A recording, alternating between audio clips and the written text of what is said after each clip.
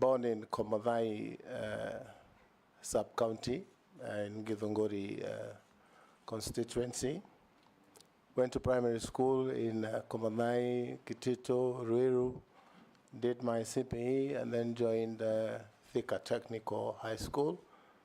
And in 1978, I left for India, and I did a bachelor's degree in commerce. Came back in 1983 and joined Controller and Auditor General as an audit assistant in Exchequer and Audit Office. A job that was a bit boring. Then I looked for a new job quickly, and I found a job in Mombasa as a business advisor for an NGO, where I rose from business advisor to executive director. Then come 2002, it was the Uhuru time, the generation to join politics and lead Kenya. And at that point, I had become a businessman, an astute businessman, made a little bit of money. And I thought I would join the team, Mr. Speaker, to take the country to the next level. So I joined politics in 2002 August, was elected Member of Parliament for the larger Juja, which is today Juja, Ruiru, and Thika constituencies. Come the 2010 Constitution, Mr. Speaker, I decided to vie for a gubernatorial seat for Kiambu County. And I was successful, and I became the governor, first governor of Kiambu.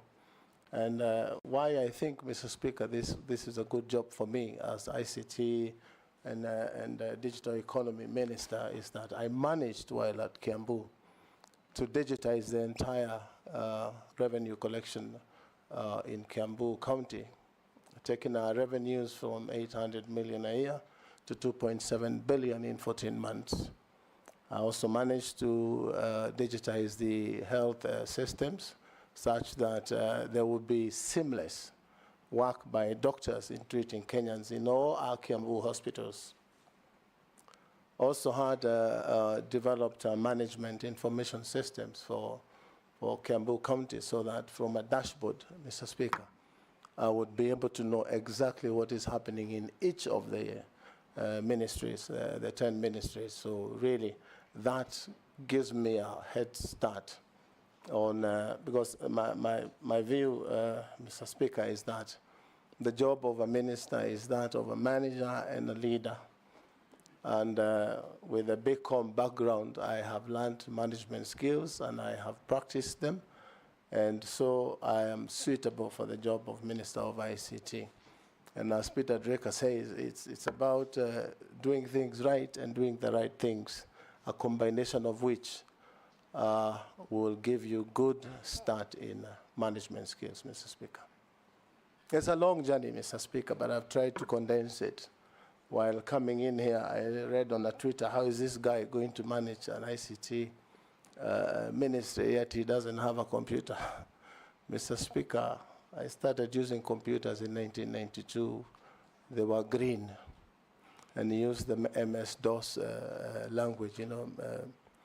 You know, you'd do CD, change directory, move the etc., and write programs. So I'm well conversant with the technical aspect of ICT, but information technology, communication technology, and the gist of putting it together, that's what a minister requires to know.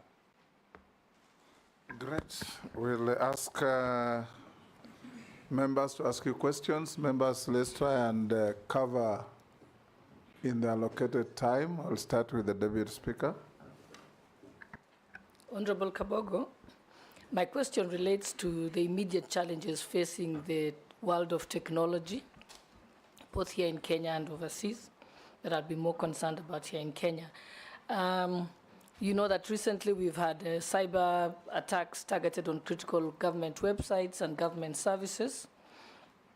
So my question will be, I'd like to hear, if approved, how will your ministry ensure that we have resilience and rapid recovery of these government services when we do have those attacks?